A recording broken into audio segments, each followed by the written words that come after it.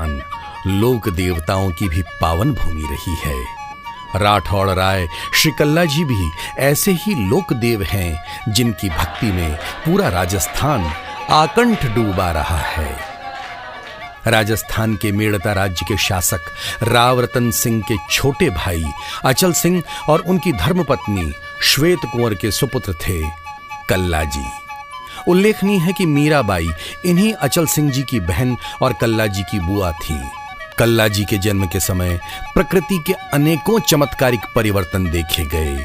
परिवार ने इन्हें केसर सिंह नाम दिया, लेकिन अपने काका जयमल द्वारा कल्ला पुकारे जाने पर कालांतर में यही नाम जन जन में लोकप्रिय हुआ। कल्ला जी का जीवन शूरवीरता, पराक्रम, संघर्ष, मातृभूमि प्रेम और समर्पण की अविस्मरणीय बानगी पेश करता है। बाल्यकाल से ही कल्ला जी को अपने अंतस में कुछ चमत्कारिक अनुभव होने लगे। उनका समय ईश्वर स्तुति, वंदना और जप तप में लगने लगा। 5 वर्ष की आयु में उन्हें साक्षात भैरव ने दर्शन दिए और कहा, तू कोई साधारण शक्ति नहीं है, तेरा अवतार संसार के कष्टों के निवारण के लिए हुआ है। तू पिछले जन्म में मेरा शिष्य था। तुझे मेरा आशीर्वाद है कि तुझे शास्त्र और शस्त्रों की शिक्षा के लिए गुरु के पास जाने की आवश्यकता नहीं होगी। यशस्वी भव, तू हमेशा आगे बढ़, मां जगदंबा सदैव तेरी रक्षा करेंगी। कल्ला जी को भगवान भैरव के साथ अपनी इष्ट देवी नागनेचा का भी आशीर्वाद प्राप्त था। नागनेचा जी राठौड़ों की कुल देवी चामुंडा ही हैं।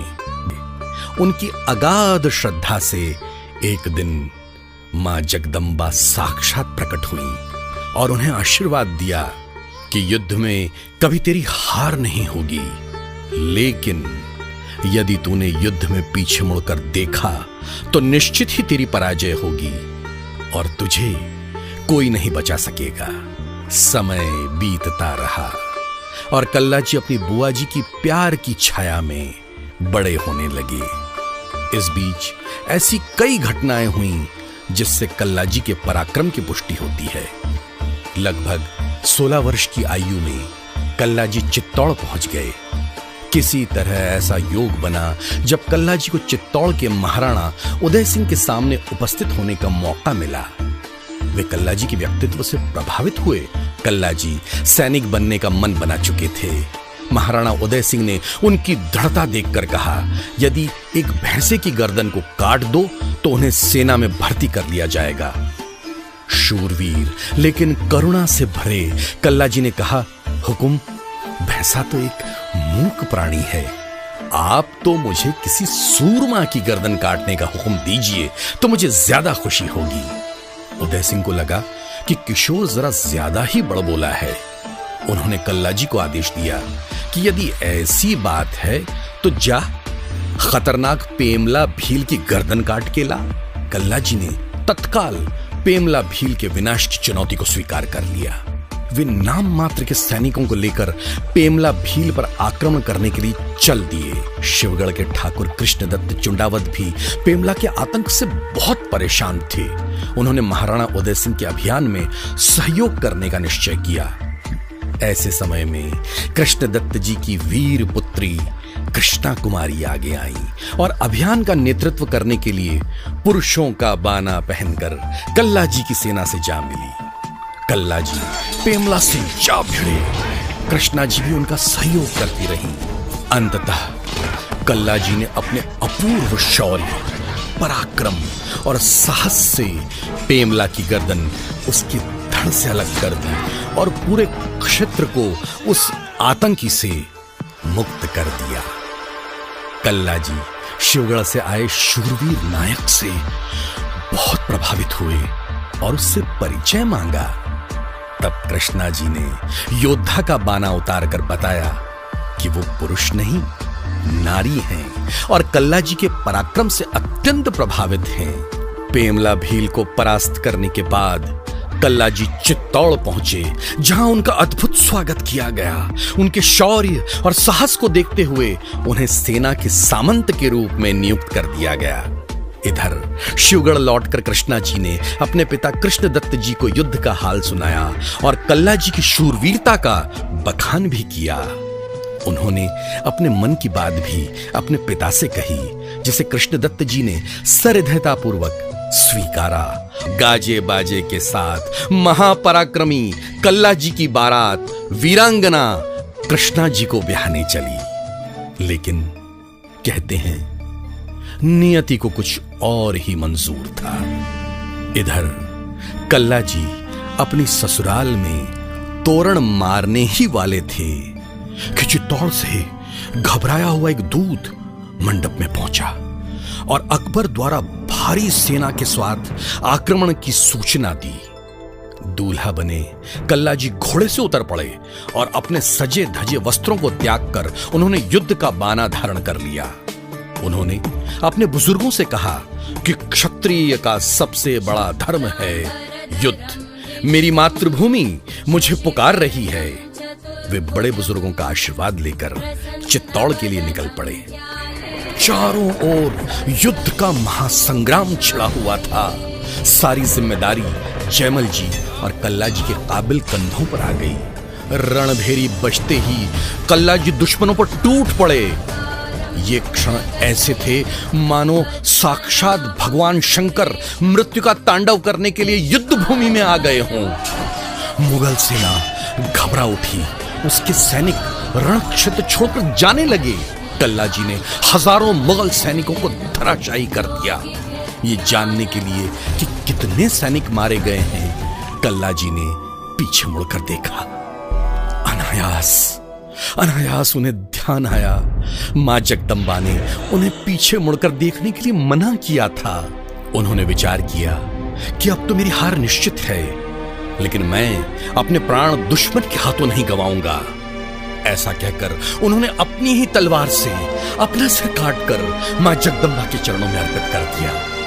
कहते हैं मां जगदम्बा उनकी भक्ति को देखकर द्रवित हो गईं और युद्ध भूमि में प्रकट हो गईं।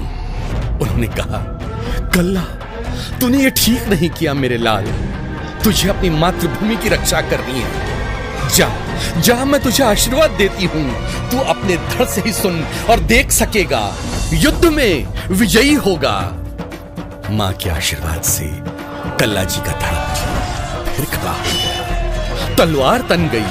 वे एक बार फिर शत्रुओं का संहार करने के लिए चल पड़े। बिना सिर के सैनिक को देखकर मुगल सेना घबराकर यत्र तत्र भागने लगी। कल्ला जी ने रणभूमि में तूफान बनकर कहर ढा दिया। कल्ला जी ने पूरे 9 दिन तक अकेले भीषण संघर्ष किया, लेकिन मेवाड़ का यह पराक्रमी अब धरती पर गिर पड़ा। इधर स्वप्न में कृष्णा जी को कुछ अटपटा सा लगा और उन्हें लगा कि उनके प्राणनाथ कल्ला जी कमदज यानी बिना सर के प्यास से व्याकुल हैं।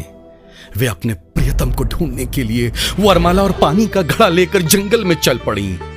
इधर प्यासे कमदज कल्ला जी खेजड़ी की छाया में खड़े थे।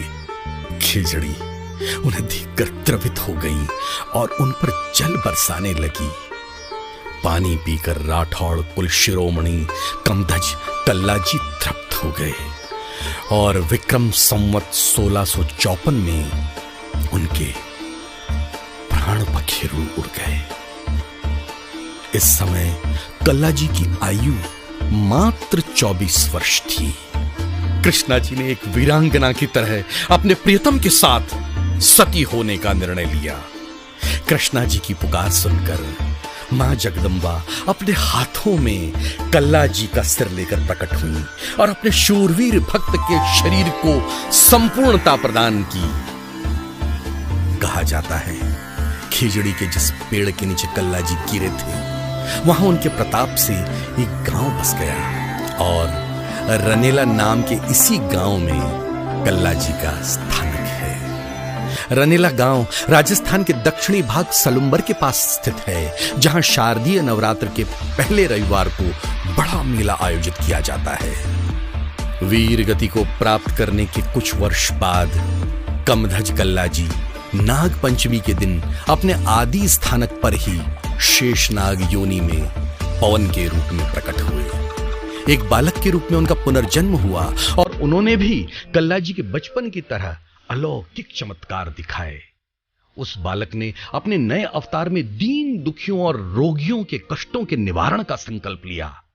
उसने कहा, मैं दुखियों का दुख दूर करने इस संसार में आया हूं।